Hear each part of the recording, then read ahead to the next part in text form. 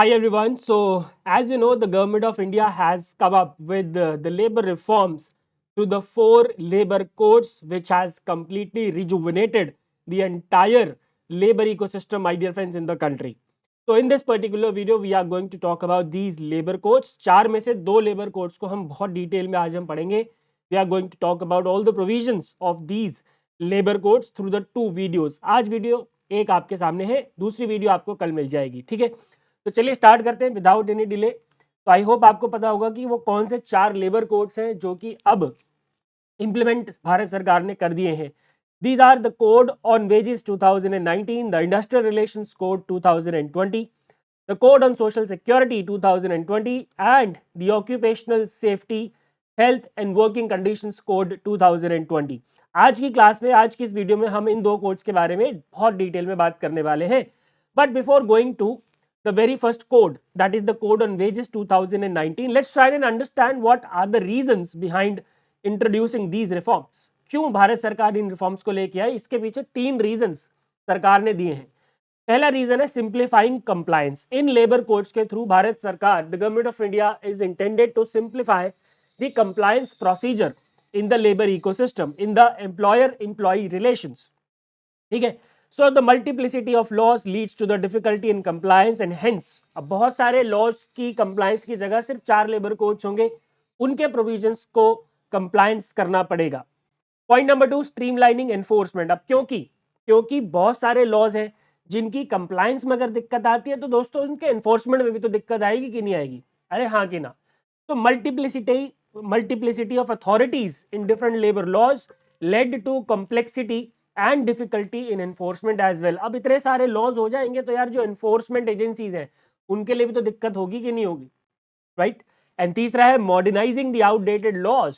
तो अभी पिछले कई सालों से सरकार जो है वो बहुत सारे पुराने जो आउटडेटेड लॉज है उनको मॉडर्नाइज करने का काम कर रही है.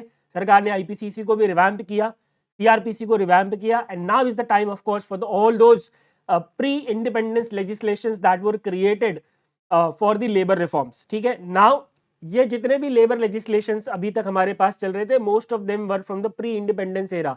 Now the new labour reforms, new labour legislations have been created in order to align them with the today's economic realities and technological advancements of course. ठीक है जी, क्लियर है. तो ये तीन रीजंस है बिहाइंड इंट्रोड्यूसिंग दीज रिफॉर्म्स. तो चलिए सबसे पहले वाले लेबर कोड पे चलते हैं जिसका नाम है the code of wages 2019. Now first of all, this particular legislation seeks to simplify, consolidate and rationalize the four existing laws. ये चार existing laws को simplify करने का काम करता है, जिसमें कि सबसे पहला है the payment of wages act of 1936, minimum wages act of 1948, payment of bonus act 1965 and equal remuneration act of 1976. और इस द कोड ऑफ वेजेस 2019 के पीछे ऑब्जेक्टिव क्या है? So it aims to strengthen the workers' rights while promoting simplicity and uniformity in wage related compliance. ठीक है, इसका जो मेजर ऑब्जेक्टिव है that is to ensure the rights of the workers with respect to regarding to his or her minimum wage, right, and to also ensure the uniformity in wage related compliance. Clear है भाई. अब इसके major features की तरफ चलते हैं. सबसे पहले it talks about the universal minimum wages. It talks about what? The universal minimum wages. The code establishes a statutory right. It is the right of a labor to minimum wages for all employees across both organized and unorganized sector. ठीक है, ये दोनों unorganised और unorganised दोनों sector, organised और unorganised दोनों sectors के लिए बात करता है. And it provides a statutory right to the labours for the minimum wages. Right, clear है. नाउ इससे पहले जो मिनिमम वेजेस एक्ट था that was applied only to the scheduled establishments employments covering only approximately 30% of the workers, but with this code all the workers are now going to be covered. Clear? It has introduced the floor wage. A statutory floor wage shall be set up by the government. अभी setup नहीं हुआ है, अभी इसकी implementation होगी. सरकार ने बोल दिया कि now these are ready to implement. सरकार ने ठप्पा लगा दिया है. अब ये जो प्रोविजंस हैं जो भी हम देखेंगे, जैसे कि for example introduction of floor wage, ये अब इंट्रोड्यूस किए जाएंगे धीरे धीरे करके.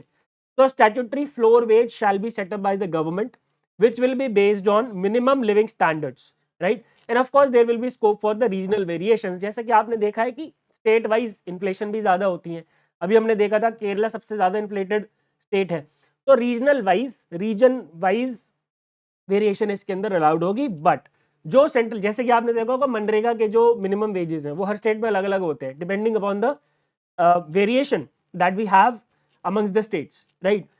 बट एक चीज इंपॉर्टेंट है that no state can fix minimum wages below this level. तो ये जो statutory floor wage central government setup कर देगी, उसके नीचे कोई भी स्टेट गवर्नमेंट वेज सेटअप नहीं कर पाएगी. क्लियर है जी. उसके बाद there will be some criteria for wage fixation. यूं ही नहीं वेज फिक्स कर दिया जाएगा randomly. There will be definitely some criteria and those those criteria includes workers skills level. Number 1, worker का स्किल लेवल क्या है, whether the worker is unskilled और स्किल्ड और सेमी स्किल्ड और highly skilled, right. Geographic areas matter करेंगे. Job conditions जैसे कि temperate, humidity या फिर हजार्डस एनवायरमेंट्स, ये सब भी मैटर करेगा. तो फॉर एग्जांपल अगर हजार्डस किसी इंडस्ट्रियल एस्टैब्लिशमेंट में काम करता है जहां पे हजार्डस मशीनरीज है या केमिकल्स है, तो वहां के वेजेस थोड़े से ज्यादा होंगे, राइट. क्लियर है. अनस्किल्ड वाला होगा उसके वेजेस कम होंगे, हाईली स्किल्ड वाला होगा उसके वेजेस ज्यादा होंगे. तो the wages shall be fixated based on some criteria which are skill levels, geographic areas and job conditions. Clear. Gender equality in employment. The employers shall not discriminate on the basis of gender. Now here gender includes transgender identity as well, right. The discrimination shall not be done in recruitment, wages and employment conditions for similar work. अगर एक mail है, एक female है, एक transgender है, तीनों को equal दर्जा दिया जाएगा in the terms of recruitment, wages and employment conditions for similar kind of work. Clear है. आगे चलते हैं. Universal coverage for wage payment. अब ये क्या है. Now the provision is there for ensuring timely payment and preventing unauthorized deductions that will be applied to all the employees irrespective of the wage limits. देखो इसमें क्या है कि timely payment करना ये एम्प्लॉयर की जिम्मेदारी है और एम्प्लॉइज के सैलरी में से कोई अनऑथराइज्ड डिडक्शंस ना हो, ये भी एम्प्लॉयर्स को चेक करते रहना है. ठीक है. And it is currently applicable only to employees earning up to 24,000 per month. Clear है. ओवर टाइम कंपनसेशन, ये बहुत इंपॉर्टेंट है. तो all the employers will have to pay all the employees over time wages. और वो भी पता है कितना, एटलीस्ट कम से कम twice the normal rate for any work done beyond the regular working hours. But ऐसा ऑब्वियसली होता नहीं है, आपको भी पता है. बट ठीक है, लॉ तो हमें ऐसा कह रहा है, कानून हमेशा हमें ऐसा कह रहा है कि अगर आप एक्स्ट्रा रेगुलर वर्किंग आवर से एक्स्ट्रा काम करते हैं तो जितना भी आप एक्स्ट्रा काम कर रहे हैं उन घंटों के लिए, उन आवर्स के लिए आपको डबल, एटलीस्ट, वो भी एटलीस्ट यानी ट्रिपल भी हो सकता है, at least twice the normal rate आपको वेजेस मिलेंगे. क्लियर है. ऐसा लॉ कहता है बट ऑफ कोर्स ये एप्लीकेबल हो नहीं पाता है. ठीक है जी. देन जो वेज पेमेंट की रिस्पॉन्सिबिलिटी है, अकाउंटेबिलिटी है, that has been set under this particular code. तो employers including companies, firms, associations, organisations, they will have the responsibility to pay the wages to the employees who are employed by them. Clear.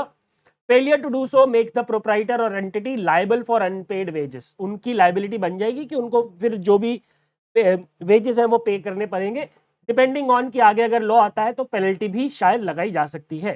Clear. Yes. चलिए next is inspector come facilitator. Inspector come facilitator, तो labour inspector का आपने नाम सुना ही होगा भाई.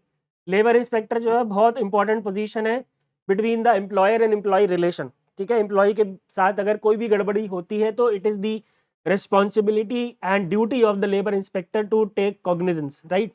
तो जो पहले ट्रेडिशनल रोल था इंस्पेक्टर का, now the inspector will also act as the facilitator.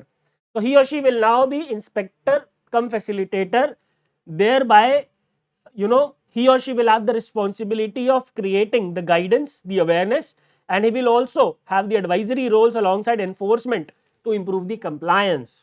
ठीक है जी.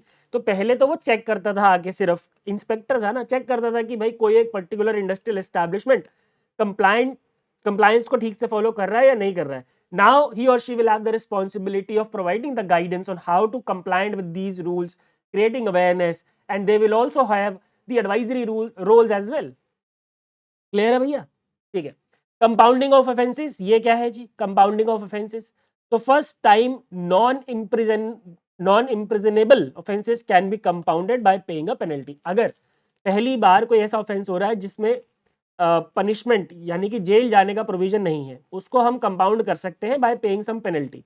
लेकिन अगर वो बार बार रिपीट होगा तो उसको कंपाउंड नहीं कर पाएंगे, उसके लिए फिर हमें कोर्ट में जाके अपने आप को प्रेजेंट करवाना होगा, ठीक है। And last but not the least, decriminalisation of offences. ये क्या है, the code replaces imprisonment for certain first time offences with monetary fines, ठीक है। बहुत सारे ऐसे फर्स्ट टाइम ऑफेंसेस को सरकार ने इम्प्रिजनमेंट की जगह किससे सब्स्टिट्यूट कर दिया, मॉनेटरी फाइन से, up to 50% of the maximum fine, making the framework less punitive and more compliance oriented. अब जो ये फ्रेमवर्क है ये प्यूनिटिव ना होके कंप्लायंस ओरिएंटेड ज्यादा है, ठीक है जी, क्लियर है। तो ये था आपका पहला कोड यानी कि द कोड ऑफ वेजेस 2019।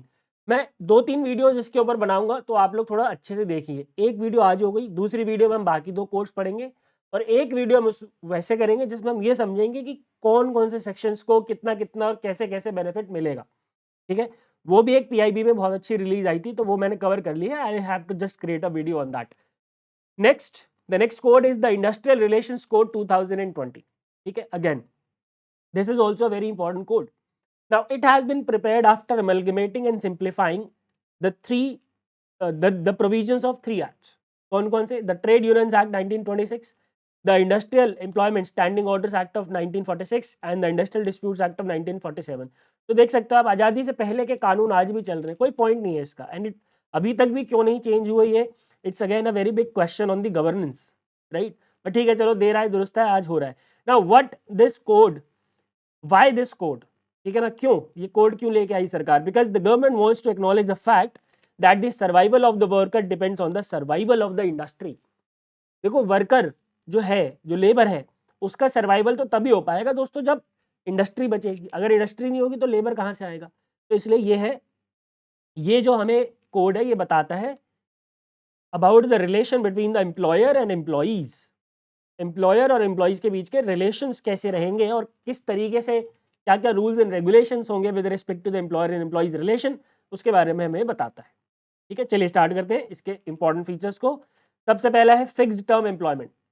तो this particular code allows the direct and time bound contracts with full parity in wages and benefits and gratuity, gratuity जो है एम्प्लॉयर्स को देनी पड़ेगी आफ्टर 1 ईयर ऑफ सर्विस। 1 साल जैसे हो जाते हैं सर्विस में, वो जो लेबर होगा या वर्कर होगा, ही और she will be eligible for the gratuity, ठीक है। और इसके अंदर डायरेक्ट टाइम बाउंड कॉन्ट्रैक्ट्स जो है उसके लिए वो अलाउड है, right. And this provision reduces the excessive contractualisation and offers cost efficiency to employers.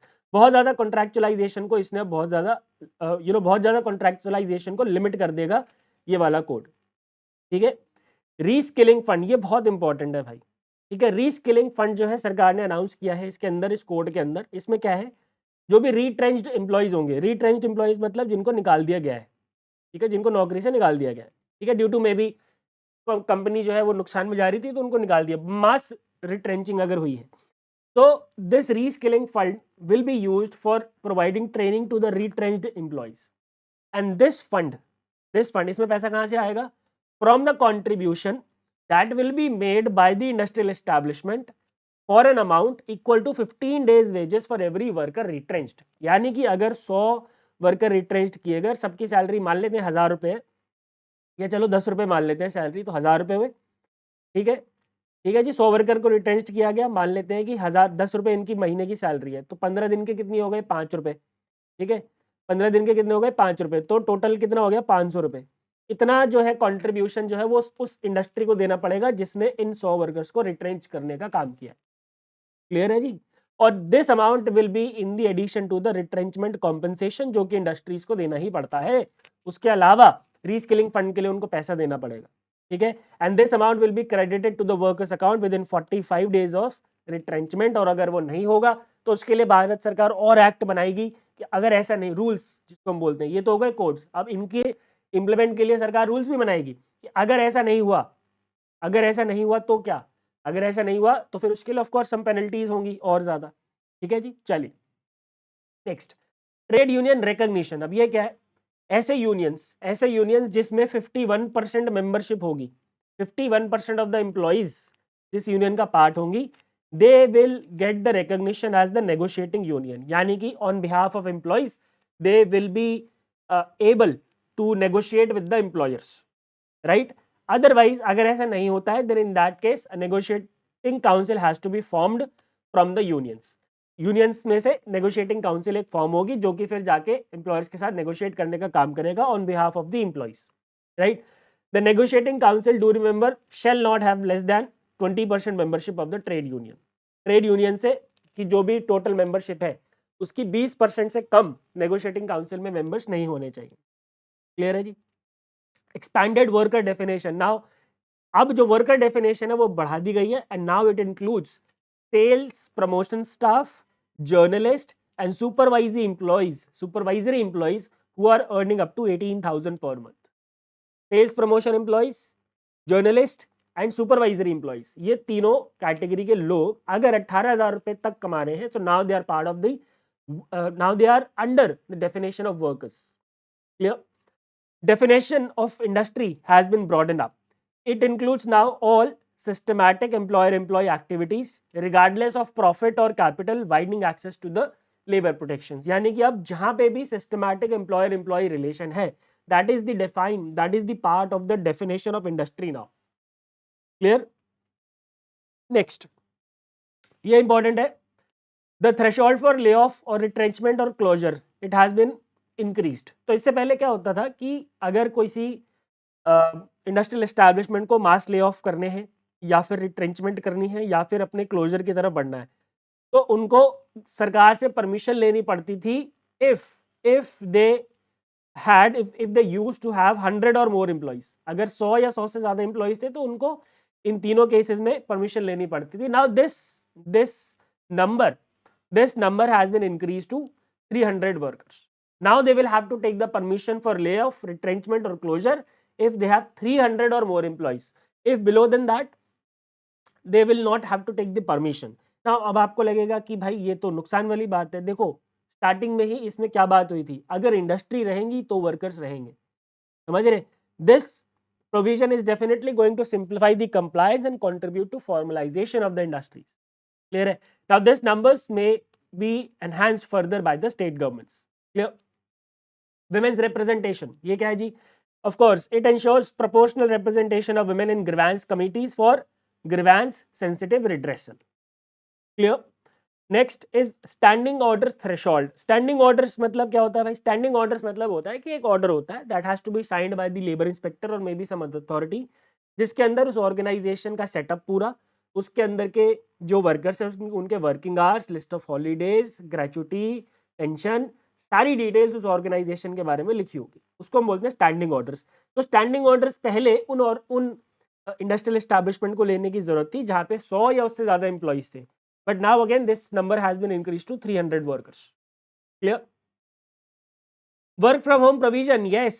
So of course this is permitted in service sector by mutual consent, improving the flexibility. Mutual consent, अगर employer मान रहा है तो ठीक है दे सकते हैं, नहीं मान रहा है तो नहीं दे सकते. इसमें सरकार, इसमें आप ये नहीं कह सकते सरकार को जाके कि देखो भाई आपने बोला था लेबर कोड में कि वर्क फ्रॉम होम अलाउड है पर मेरा एम्प्लॉयर तो दे नहीं रहा. नहीं, ऐसा नहीं है, ये म्यूचुअल कंसेंट से होगा. ठीक है.